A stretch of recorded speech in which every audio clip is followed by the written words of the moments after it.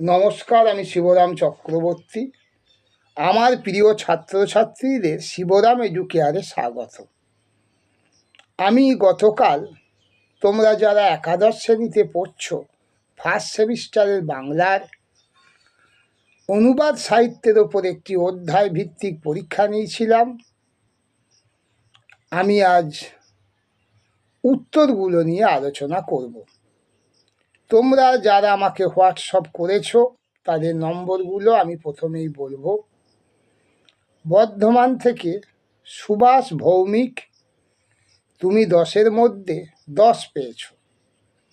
গুসকরা থেকে তপন কোলে, তুমি 10-এর মধ্যে 9 পেয়েছ। শান্তিপুর থেকে নবনীতা দেবনাথ, তুমি 10-এর মধ্যে 7 পেয়েছ। বহরমপুর থেকে রতন কোলে, তুমি 10-এর মধ্যে 9 পেয়েছ। আর যারা আমাকে হোয়াটসঅ্যাপ করনি তারা উত্তরগুলো একটু মিলিয়ে নিতে পারো। একের প্রশ্নটা ছিল, কোন কবি কাব্য মধ্যে কবীন্দ্র উপাধি ব্যবহার করেছিলেন? উত্তর হবে পরমেশ্বর দাস। পাণ্ডব বিজয় কাব্যটি রচিত হয় কোন শতাব্দীতে? উত্তর হবে ষোড়শ শতাব্দীতে। ষোড়শ শতাব্দীর একজন মহাভারত অনুবাদক হলেন ড্যাশ। উত্তর হবে শ্রীকর নন্দী। বাংলা ভাষায় মহাভারতের শ্রেষ্ঠ অনুবাদক ড্যাশ হবে কাশিরাম দাস। কাশিরাম দাসের পিতার নাম ছিল ড্যাশ, হবে কমলাকান্ত দাস। কাশিরাম দাস কোথায় জন্মগ্রহণ করেছিলেন? বর্ধমানের কাটোয়ার কাছে সিঙ্গি গ্রামে।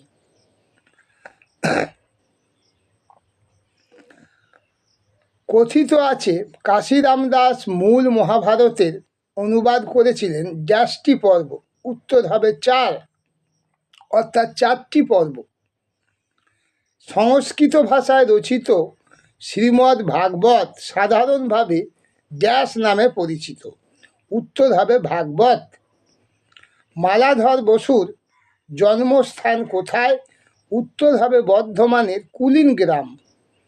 শ্রীকৃষ্ণ বিজয় কাব্যটি রচিত হয় ড্যাশ খ্রিস্টাব্দের মধ্যে? উত্তর হবে 1473 থেকে 1480 খ্রিস্টাব্দের মধ্যে।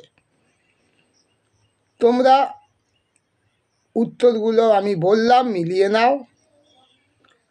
এই রকম ভিডিও পেতে আমার চ্যানেলটিকে সাবস্ক্রাইব করে দিও। ভিডিওটিকে তোমরা লাইক ও শেয়ার করো। তোমরা ভালো থেকো, সুস্থ থেকো। পরের ভিডিওতে আবার দেখা হবে। টাটা, ধন্যবাদ।